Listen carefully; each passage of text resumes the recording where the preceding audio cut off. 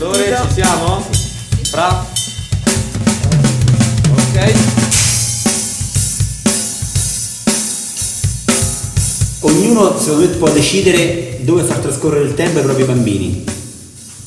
Se in bottiglia, se nell'acciaio, se nelle anfore, se nei legni.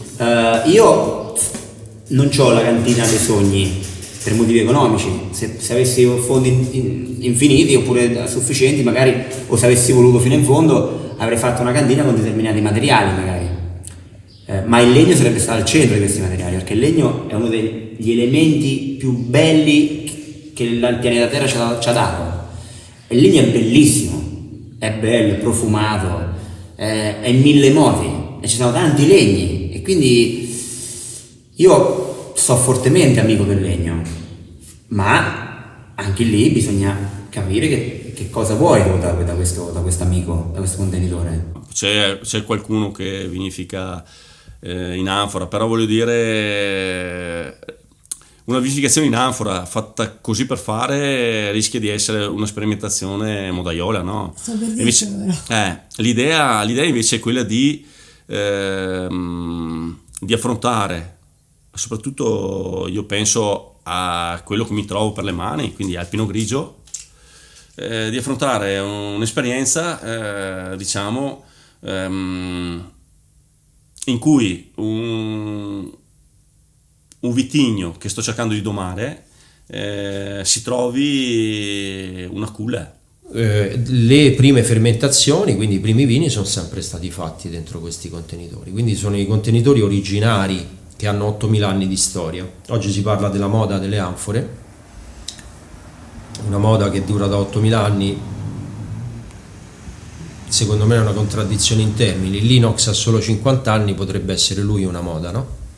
Ecco, quindi andrebbero riviste un attimino le cose. Io credo che l'inox sia una moda, non l'anfora. L'anfora è la nascita del vino, quindi non è nessuna moda. È un giusto riprendere quelle che sono delle conoscenze che appartengono alla storia. Il tipo di lavoro che si è fatto inizialmente nei primi anni era quello di raspare l'uva e metterla direttamente a fermentare in anfora. Tino scoperto si copriva solamente con un panno di cotone, con degli elastici che lo tenevano chiuso ai bordi, e il vino faceva la sua fermentazione, una o due follature al giorno nel momento della fermentazione più forte, e poi si chiudevano con questi tappi di acciaio una volta che la fermentazione era finita, e si lasciavano lì per 7 mesi. Quindi vuol dire che il vino viene già messo in anfora e chiuso, non viene mai sfecciato, e questa è la cosa che abbiamo deciso è la più interessante, perché è la feccia che rimane viva in presenza dell'ossigeno che abbiamo noi, anche perché c'è molta respirazione nelle anfore, e l'anfora ti assorbe aria, il feccino ti assorbe aria, e quindi il vino rimane sempre fresco. Il vantaggio è, ad esempio, questo tipo di forma consente un movimento rotativo centrale, e poi quando arriva sui bordi tocca le pareti e torna giù adiabaticamente per compressione, per differenza di temperatura risale, quindi c'è questo movimento che non è proprio visibile, è dettato anche dalle maree della luna, eccetera. Questo tipo di movimento favorisce l'idrolisi dei lieviti, quindi lo sfaldamento delle pareti cellulari dei lieviti, e va ad ingrassare il vino, interviene sul corpo del vino, non sul naso. Qui, come puoi vedere, ci sono tutti i nostri serbatoi. Il 60% della nostra produzione fa solo acciaio, anche il 70%, pensando che il San Vincenzo fa comunque solamente fermentazione e vinificazione in acciaio, quindi la parte di inox per noi è molto importante. Poi è vero che abbiamo anche un paio di vini che vanno in barrique, che sono un cru, quindi il Capitel Croce, e il nostro passito, i Capitelli. Invece questa è una vasca di cemento crudo, molto piccola perché sono 20 ettolitri, quelle sono da 100 ettolitri.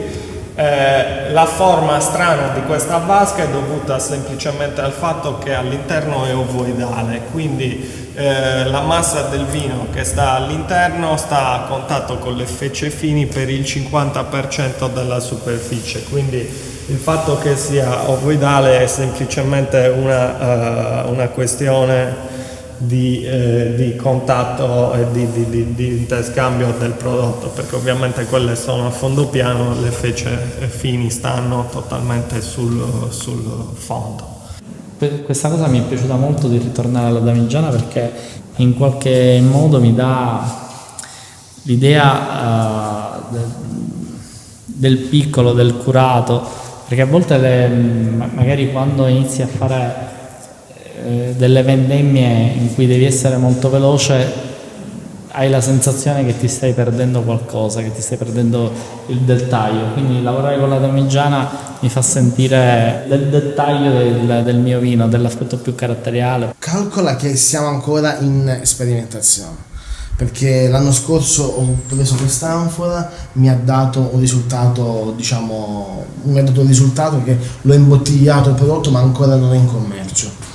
È un vino che secondo me ha bisogno di qualche anno per esprimersi, è un vino che non dà quell'espressione immediata, ma la dà dopo qualche annetto.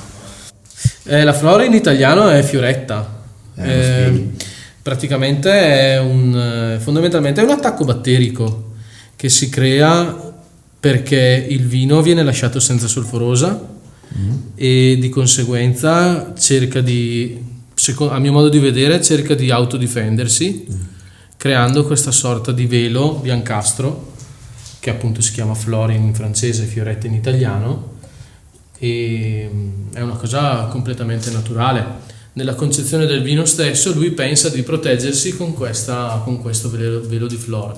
All'interno delle barrique è un problema per la gestione della barrique stessa, nel senso che ovviamente, come dicevo prima, la barrique tende a berselo un po' lei, perché va nelle venature del legno, e questa cosa fa ovviamente diminuire il livello del vino, e ogni volta che tu vai a riempire la barrique rompi questa flora. Comunque tutti i legni che noi compriamo, io sono convinto che sia il materiale veramente ideale per la fermentazione di molti vini e la conservazione dei vini, però sono tutti legni, innanzitutto austriaci. Tendenzialmente noi compriamo botte di Stockinger, che è questo produttore austriaco, in cui c'è una attenzione spasmodica ad evitare il rilascio di sapori, profumi, eccetera. Quindi sono legni veramente a lunghissima maturazione prima della produzione delle botti, e non tostati, o veramente tostati leggerissimamente. Quindi diciamo che anche nei vini bianchi all'assaggio difficilissimamente si riesce a dire questo è stato il legno, no? Io ho comprato anfore in periodi diversi. Quindi la prima, se andiamo subito qui, vi accendo anche la luce, è questa qua, la prima che comprai, che è un'anfora interrata georgiana. E questa è quella da cui viene questo vino qui, che adesso poi assaggiamo. È un'anfora da 1500 litri, tutta interrata. Vedete, questa è un buchino di cantina, cioè c'è più vino che spazio per le persone. Questo è un Chevri georgiano arrivato proprio dalla Georgia, quindi non rifinito esternamente, perché loro li concepiscono per l'interramento. Qual è il concetto l'aiuto che dà una botte di legno al vino? Intanto le botti di legno c'è uno scambio d'ossigeno, quindi l'ossigeno entra all'interno della botte e ha questo effetto, si chiama microossigenazione, e crea dei legami che sono fondamentali per gli equilibri del vino. Anno dopo anno impariamo anche a usare questo strumento, perché quando noi abbiamo cominciato questo progetto, noi abbiamo cominciato una fermentazione e macerazione con voi in anfora, perché per l'azienda non l'abbiamo mai fatta. Una cosa che abbiamo notato è che poi l'abbiamo fatto con noi, un'anfora per noi, dove per quanto riguarda in bianco lo utilizziamo come un po' come si fa per le botti. Tu le botti metti il vino bianco in fermentazione quando sei nella fase finale di tutti i miei zuccheri, mancano i 4-5 bab finali. Abbiamo fatto la stessa cosa con l'anfora. E ti dico che l'anfora in quella fase, in quegli ultimi 7 giorni di fermentazione la fermentazione finisce in anfora, il vino ha un'esplosione, una pulizia che è immensa. Io preferisco il cemento crudo. La cosa importante è spenderci 45 minuti almeno sul lavaggio. Noi usiamo solo idropulitrice a caldo, con la testina non troppo dura, quindi passiamo tante volte sulla parete finché l'acqua esce trasparente, non esce più rosa. E quando è tutto pulita, le valvole pulite e tutto, la cosa importante è tirare l'acqua residua, fondamentale in tutti i materiali porosi questi, tirare l'acqua residua e mettere il ventilatore. Se tu la conservi asciutta, lei può stare, infatti se sentite l'odore è perfetto. No? Se invece tu lasci dei piccoli anfratti o delle macchie di acqua che poi si vanno ad asciugare lentamente, si possono creare delle piccole muffette, ma in ogni caso prima di mettere il vino rientriamo di nuovo, quindi rientriamo di nuovo dentro con lo spazzolone a pulire e poi entriamo. Quindi sicuramente da un punto di vista logistico è più faticoso, però mi sono resa conto che nei vini, passando dall'acciaio, anche per i brevi tempi che ci stava dopo il legno, ma andare su un cemento o solo sull'SP68 bianco e rosso, fare solo cemento, li ha resi molto più aperti, sì. E li decanta anche molto meglio.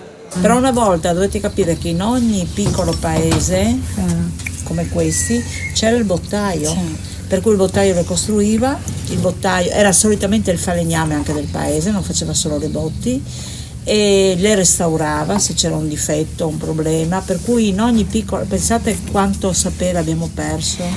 Questa è la botte tipica di questa zona, fatta da Alfredo, il nostro grande amico Alfredo, che ci produce queste botti meravigliose fatte di legno locale, di castagno, e come puoi vedere lui addirittura recupera i vecchi cerchi delle vecchie botti, in questo caso della famiglia, quindi però questi cerchi si trovano, quindi questo per dirti che la dimensione e la fattura è veramente molto fedele a quello che era una volta.